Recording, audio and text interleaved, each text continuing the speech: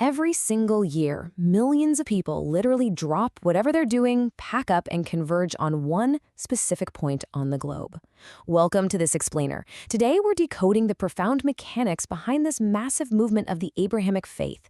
We're going to explore how it operates, not just as a personal belief system, but as a grand socio-spiritual project designed to literally unify humanity. We're looking at the global gathering of the Hajj pilgrimage through the lens of history, sociology, and human psychology. It is an absolutely fascinating system, so let's just get right into it. So here's our roadmap for today. We're starting with Tawheed and unity, moving into balancing rights, and then we'll examine the four mental idols. After that, we'll look at Hajj as the great equalizer, zoom out to the grand timeline, and finally uncover the ultimate objectives. All right, part one, Tawheed and unity. To truly wrap our heads around this massive global gathering, we've got to grasp the foundational pillars that hold the whole thing up, right? Without these, the rest of the project is kind of falls flat. The first major concept is Tawheed. This is the ultimate theological anchor of the Abrahamic faith. It's defined as an absolute, unconditional surrender to the singular creator of the universe. It's the recognition that the creator alone is the origin of existence, the one who ordains the universe's laws, and the absolute only entity worthy of worship. It's really about recognizing our inherent human nature, what's called our fitra. Think of fitra as, well, it's like the idea that human beings are fundamentally wired for this truth. We come with an innate factory settings compass that points straight toward harmony with the grand design of the cosmos. And you know, what's really fascinating is how this direct connection between the divine and the human actually plays out in reality. Surrendering to one absolute creator naturally produces a really profound egalitarian unity among all people. Think about it. If there's literally only one master, then absolutely no human being is fundamentally above another. In our modern world, it's super easy to subconsciously worship things like money, status, or, powerful politicians. But Tawheed is designed to break those invisible chains. All those artificial hierarchies we build up, race, wealth, lineage, they just dissolve entirely. By bowing to one universal truth, humanity is leveled out into absolute equality.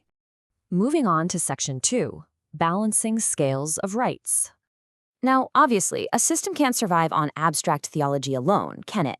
It requires a practical, living balance in the real world.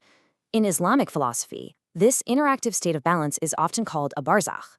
Think of it as an isthmus, or a bridge connecting two poles. And this beautifully illustrates how the Sharia, or divine law, actually functions. It isn't just some rigid legal code.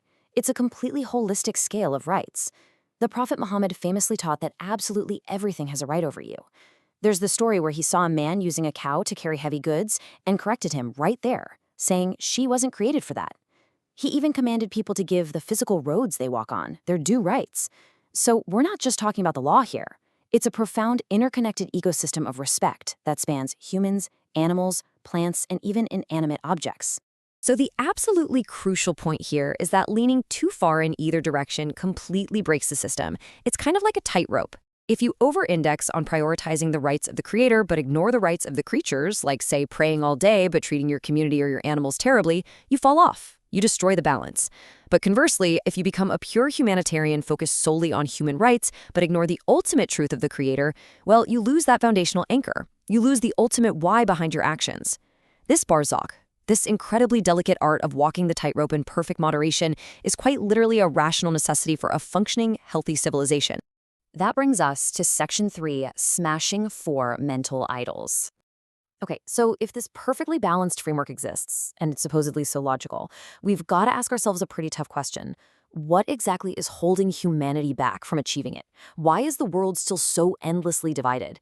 It's such a fascinating psychological puzzle, right? If the truth is so clear, why on earth do we resist it so hard? Well, the source material points out that throughout history, human beings have repeatedly distorted or flat-out rejected divine messages. And honestly, it's rarely because the truth isn't clear. It's almost always due to these deeply ingrained psychological and societal barriers.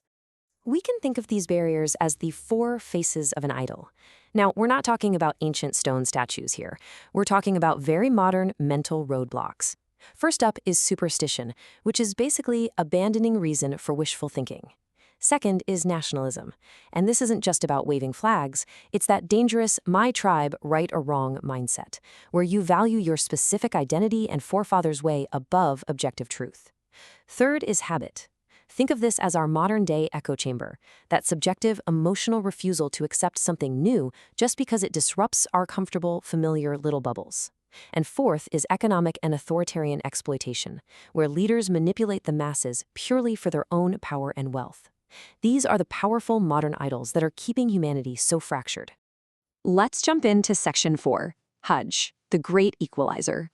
So how do we actually bypass these massive mental idols? Because let's face it, intellectual arguments alone usually aren't enough to change minds. The Abrahamic project uses something much bigger, a massive, physical, global manifestation designed to completely shatter these barriers. And that is the Hajj. Makkah essentially functions as an open global university. Once a year, millions of people gather from literally every corner of the earth. Imagine the ultimate networking event, but for the human soul. People are bringing news, sciences, arts, and trade. This incredible, massive physical movement absolutely forces contact with radically different cultures. It completely liberates the mind from that idol of habit we just talked about. It builds essential social skills, and it physically shatters the idol of nationalism by just mixing up the tribes of the world. But before you can even enter, there is a catch. And honestly, this is one of the most striking mechanics of the entire project. You have to wear the ihram, which essentially looks like a coffin or a burial shroud. It is quite literally a dress rehearsal for death. Just picture it, the billionaire CEO and the factory worker, completely stripped of their Rolexes and their tailored suits, standing shoulder to shoulder wearing two identical, unstitched white towels. This ritual practically unplugs all racial, economic, and status-driven barriers in an instant. It strips you all the way down to your most basic shared human reality. It's such a brilliant physical hack to just instantly kill the idol of the human ego and authority. All right, Section 5. Trajectory of the Abrahamic project. Now, this massive human gathering is actually just one single phase in a much larger historical continuum. It didn't just pop up out of nowhere. If we map this out, what we're looking at is an epic, multi-millennial relay race of ideas. Back in the 2000s BCE, Abraham acts as the reviver. He establishes the baseline foundation of this monotheistic project. Then, centuries later, in the 7th century CE, Muhammad arrives on the scene. The sources actually refer to him as the second Abraham, because he took this faith, which over time had kind of drifted into being a bit of an elitist theory, and he successfully translated it into a massive, actively practiced, institutionalized global reality. Finally, the project looks toward the future, prophesying the descent of Jesus to complete the entire project and unite humanity in truth at the very end of time. And that brings us to our final section. Ultimate objectives of Hajj. As we hit the final chapter of this explainer, we really have to look at the maqasid, or the ultimate objectives of this entire system. Like, what's the actual end goal of all this immense movement and complex ritual? Well, the objectives are pretty staggering in their scope. On a deeply personal level, it's about returning to your fitra, that innate primordial nature of harmony with the universe we touched on earlier.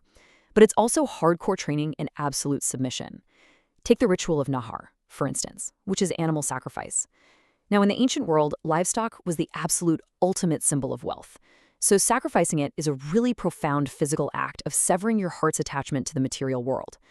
Beyond that, there's the goal of tazkiyah, purification through healthy global communication and trade. This kind of exchange enriches the human mind and acts as the ultimate antidote to global conflict. And ultimately, the whole shebang works together to preserve the order, the equality, and the unity of the global human ummah, or community. I'm going to leave you with this final thought to ponder. The Hajj definitively proves that millions of incredibly diverse people from drastically different backgrounds can physically strip away their egos, drop all their deep-seated biases, and actually live in absolute, unified equality for a few days in the desert, focused entirely on a higher purpose. So, if humanity is literally capable of achieving this ultimate balance and equality once a year, what is actually stopping us from making that balance our everyday reality? Thanks so much for joining me on this explainer. Keep questioning, keep learning, and I will catch you in the next one.